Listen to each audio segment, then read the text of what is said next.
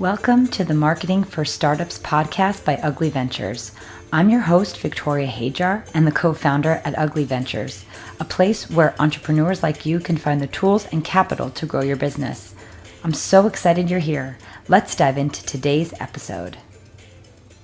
Well, hi there, and welcome to a kind of interesting episode. I'm kind of recording this on the fly in the car, taking some inspiration from Russell Brunson, whose podcast I think started with him just talking for 10 minutes in his car. If you don't know who Russell is, look him up. He's the founder at ClickFunnels. This is like $1 billion business. But I had like a flash of inspiration, so I thought, why not record an episode on the fly? So just left a workout, and it got me thinking, because currently the main founder that I work with, who runs like a multiple, 8-figure business, is a business coach, and he has just thousands of pieces of content online. And I found out like a couple weeks ago, something really interesting was his most popular ever watched video on YouTube was about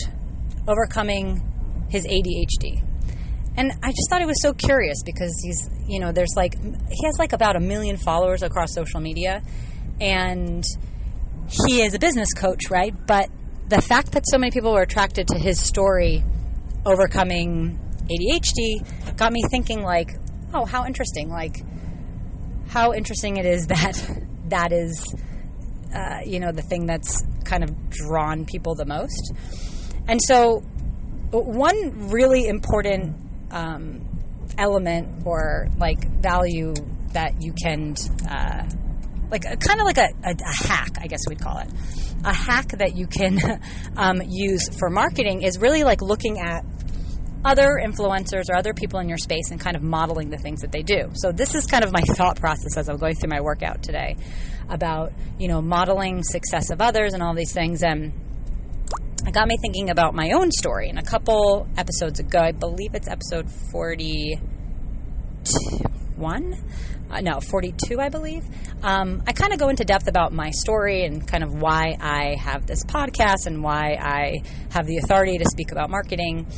And if you go and listen to that, you'll learn a little bit about how I lived in China for pretty much the whole of my 20s.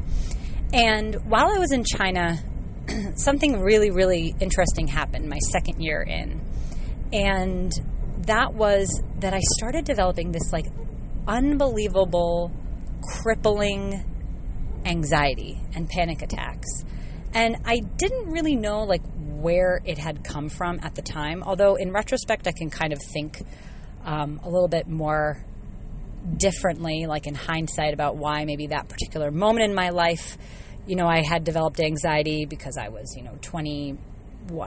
4. I was about, all the way around the world away from my friends and my family and the safety net and all of the stuff. And I had just moved to Shanghai to follow a relationship. And I was living with one of my best friends in the whole world. Shout out to Abby, who's just an angel with wings. But together we sort of started falling down this kind of depression hole at the same time. While we were first living in Shanghai. And it actually became like a little bit of a joke because we were in this funk and we couldn't really figure out exactly why. For me, it developed into really severe anxiety. I ended up getting on medication. I took Xanax for a while, like to curtail the panic attacks, and I would get absolute panic attacks while I was flying, which really wasn't convenient because I had to take some pretty long flights a couple times a year in order to come home to my family, and I really was passionate about, visiting other countries in Asia and not like missing out on this incredible experience living abroad because I was, had this fear of flying.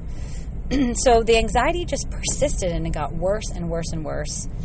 We would be laughing that we thought we were eating too much tofu because, of course, we just ate a lot more tofu being in China than we did growing up in the States.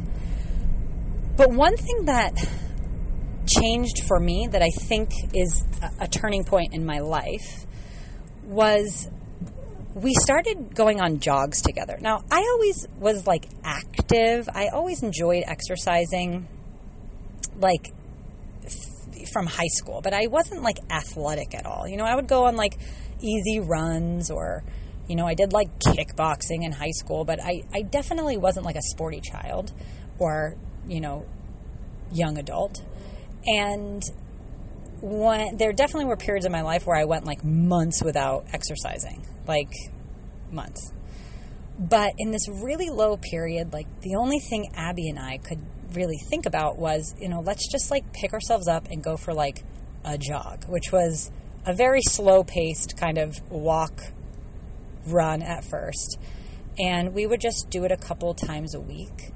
And I remember it wasn't immediate, but after, I would say like a couple months, maybe like 2 months, maybe like 6 or 8 weeks of exercising consistently, I began to feel a little more in control of the anxiety I was feeling.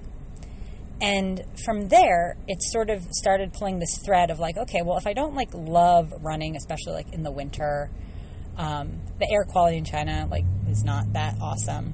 I remember I started going to yoga, and I would do yoga a couple times a week, and I loved it. I fell in love with the practice and sort of the easiness of it and the toughness of it and like the inward thinking of it and the meditation part of it. And I did that consistently for years and years and years. And no, maybe I did years and years. Gosh, I'm not that old. So a couple of years, right? And it started getting better. And I'd have to say that after 6 or 8 months of consistent exercise, taking the time for myself, kind of looking inward and all of that, I was able to completely get off of medication. And this was something that I really consciously wanted to do, because I really did not like the idea of being on medication. Like, I didn't like the idea of being dependent on anything, but panic attacks are really, really uncomfortable. So panic attacks, like on the day-to-day, dissipated. I still had problems when I was flying. I still had that anxiousness when I was flying. That was something that I overcame after I would say like another year or two of really working at that, and I will share that story in another time. But over the years, like establishing this habit of exercise has absolutely changed my life. So once I was doing yoga for a while, I remember like becoming interested in pushing myself a little bit more to do something that made me like a little bit more, like took me a little bit more to the point of exhaustion. And that's when I started CrossFit. So I started CrossFit in China. So now it's about like 7 years ago. And starting CrossFit was a absolute mess. I remember my first 2 weeks, we were doing a run, and I had like such a terrible spill that I cut my leg to the point where I probably needed stitches, but I didn't. I didn't get stitches. And I was so discouraged, and I was like, what the hell is this? This is so hard. And I remember looking at all of the movements, looking at like a pull-up bar and saying, no way in hell could I ever do a pull-up. And what's a really beautiful thing is I'm now like 7 years later, and I just ended like a really, really tough workout. And I've come like so incredibly far to now being like probably one of the top in the class of the worst level. So there's like a competitor level, but I'm like in the regular. Okay, so I could say I'm one of the top. And it's really, really cool to look back and think about the progress, which is just so gratifying. To now be in a position where I'm like actively encouraging and inspire other people around me, which I could never have imagined when I first started this journey, like having panic attacks and not even being able to run around the block. But I think what's really like just hit me was that like nowadays, like I am in such a strong position that I'm not saying that anxious feelings and anxiety don't like come into my life anymore, but I have the exact tools in my toolbox to control it and to dissipate it incredibly quickly. And I owe that 100% to exercise and being active. So now that I have this kind of platform, I'm talking a little bit more personally, I just think it's a really important message to share. And I know it's not a new concept or rocket science, but I think it's always really helpful to hear how others manage anxiety and, really like proof in the pudding of how beneficial, exercise is. And it doesn't have to be difficult, right? I mean, I really found that as I challenged myself physically, like I had real like dopamine responses to it. Like I felt really good. Like that reward system kicked in whenever I did something hard. But if that doesn't like jive for you, like just the simple accomplishment of like going for a walk and giving yourself the time to step outside and like think inwardly and think clearly is so incredibly important.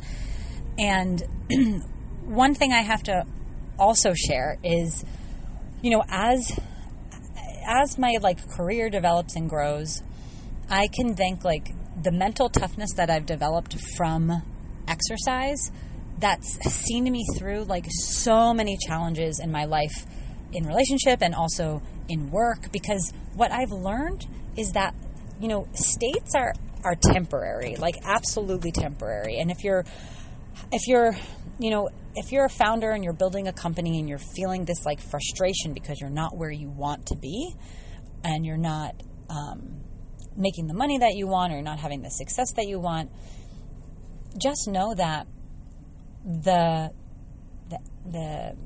uncomfortable feeling that you're feeling is exactly where you need to be to push you to the next level. And I just love how exercise or like a tough workout does that in like such like the micro level where you could see kind of like the pain and the reward very quickly within like a 20-minute span or a 45-minute span of a workout. So that's my meditation on anxiety and exercise. I really encourage you that if you're going through a tough time, like talk to your doctor. There's no shame in using medication at all, like period. But there's also a way that you could use it as a bridge until you find like better tools in your toolbox.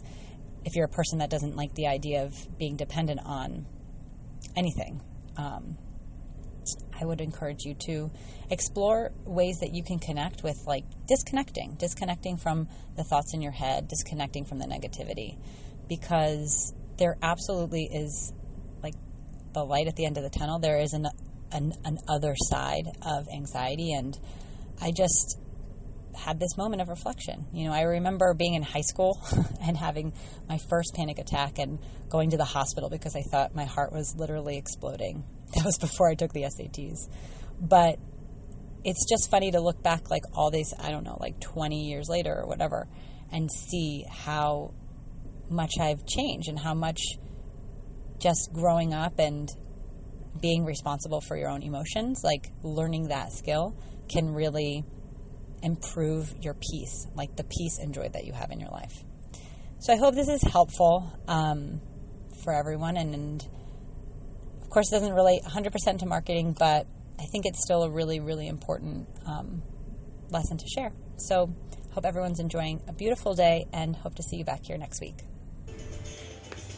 That's it for this week. Thank you for listening to the Marketing for Startups podcast and for sticking around till the end. It would mean so much to me if you could like and subscribe to this podcast. It's a great way of telling the world that this podcast has content worth listening to. And remember, you could always reach me at LinkedIn at Victoria Hajar or at uglyventures.com. Thanks for listening. Until next week.